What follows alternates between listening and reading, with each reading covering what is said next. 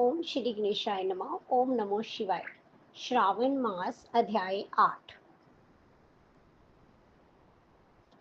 श्रावण मास में किए जाने वाले बुध गुरु व्रत का वर्णन। ईश्वर बोले, हे संत कुमार, अब मैं समस्त पापों का नाश करने वाले बुध गुरु व्रत का वर्णन करूंगा, जिसे श्रद्धा पूर्वक करके मनुष्य परम सिद्धि प्राप्त करता है। ब्रह्मा जी ने चंद्रमा को ब्राह्मणों के राजा के रूप में अभिषिक्त किया। किसी समय उसने रूप तथा यौवन से संपन्न तारा नामक गुरु पत्नी को देखा। उसकी रूप संपदा से मोहित होकर वह काम के वशीभूत हो गए और उसे उसने अपने घर में रख लिया। इस प्रकार बहुत दिन बीतने पर उसे बुध नामक एक पुत्र हुआ, जो बुद्धिमान, सौंदर्यशाली और सभी शुभ लक्षणों से युक्त था। गुरु बृहस्पति को ज्ञात हुआ कि तारा चंद्रमा के घर में स्थित है। तब उन्होंने चंद्रमा से कहा कि मेरी पत्नी को वापस कर दो। अनेक तरह से समझाने पर भी जब चंद्रमा ने तारा को वापस नहीं किया, तब बृहस्पति ने देवताओं की सभा में जाकर देवराज इंद्र को ये वृत्तांत बतलाया और कहा, हे शुक, आप देवताओं के राजा हैं, अतः अपनी आज्ञा से आप उसे दिलाए, अन्यथा उस चंद्रमा के द्वारा किया गया पाप आपको ही निसंदेह लगेगा, क्योंकि शास्त्र निर्णय के अनुसार प्रजा के द्वारा किए गए पाप को राजा भोगता है। पुराण में भी ऐसा कहा गया है कि दुर्बल का बल राजा होता है। गुरु का ये वचन सुनकर चंद्रमा ने कहा, मैं आपकी आज्ञा से तारा को तो दे दूंगा, किंतु इस पुत्र को नहीं दूंगा। शास्त्र के अनुसार विचार करके देवताओं ने उस बुद्ध को चंद्रमा को दे दिया। इसके बाद गुरु को उदास देखकर देवताओं ने उन दोनों को वर प्रदान किया और हे चंद्र, अब तुम घर जाओ, ये तुम्हारा भी पुत्र है और बृहस्पति का भी है। ये तुम्हारा पुत्र ग्रहों में प्रतिष्ठित होगा।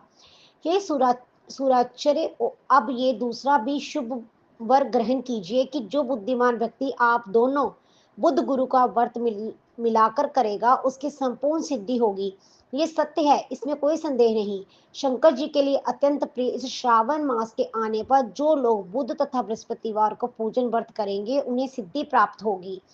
इस व्रत में दही तथा भ्रात का नैवेद्य व्रत सिद्धि में मूल हेतु है।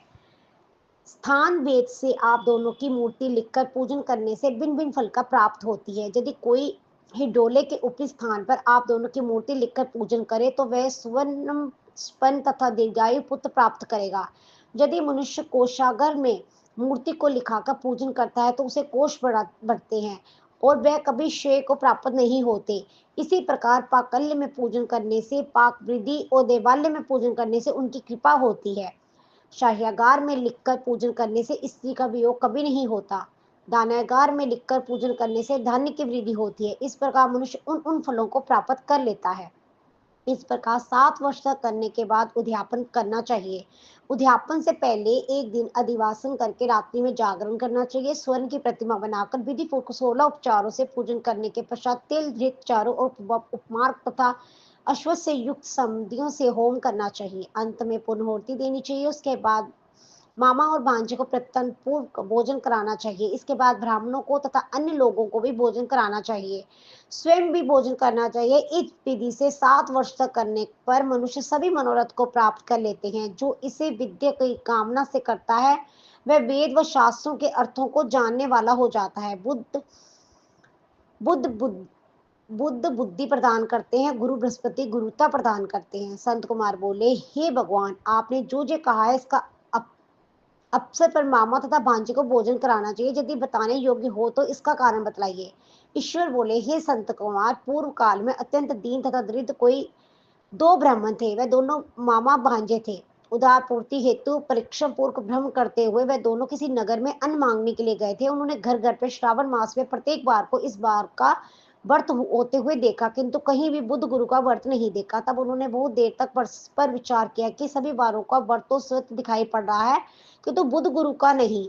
अतः चूंकि ये व्रत अनुशिष्ट है, इसलिए हम दोनों को चाहिए कि शुभ व्रत का अनुष्ठान आदरपूर्वक करें। किंतु हे संत कुमार, इसकी विधि ना जानने के कारण वह दोनों संशय में पड़ गए। तब रात्रि में उन्होंने सपन में इस व्रत की विधि दृष्टिगोचर हो गई।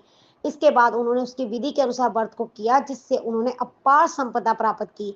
प्रतिदिन उनकी संपत्ति बढ़ने लगी, सभी लोगों को ज्ञात भी हो गई। इस प्रकार 7 वर्ष तक करके वे पुत्र और पुत्र आदि से संपन्न हो गए। इसके बाद उनके ऊपर प्रसन्न होकर बुद्ध व गुरु प्रकट हुए और उन्होंने उन दोनों को ये वर दिया, आप दोनों ने हम दोनों के निमित्त इस व्रत को प्रवृत्त किया है, अतः आज से कोई भी शुभ व्रत को करे, उसे व्रत की समाप्ति पर मामा तथा भांजे को प्रथम पूर्व भोजन कराना चाहिए।